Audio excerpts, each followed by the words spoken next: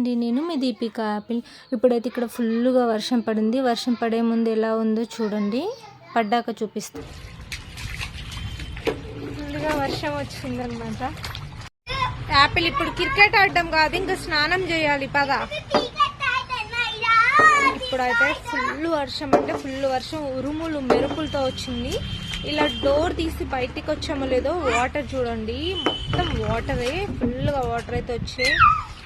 ఇప్పుడే ఆగిపోయాయి. ఎలా ఉందంటే తుఫాన్ వచ్చేసి ఒక్కసారి సునామీ, భూకంపం అన్ని కలిపి వస్తే వచ్చినట్టుగా వచ్చింది. ఇప్పుడు చూస్తే ఏమీ లేదు, శాంతంగా ఉంది.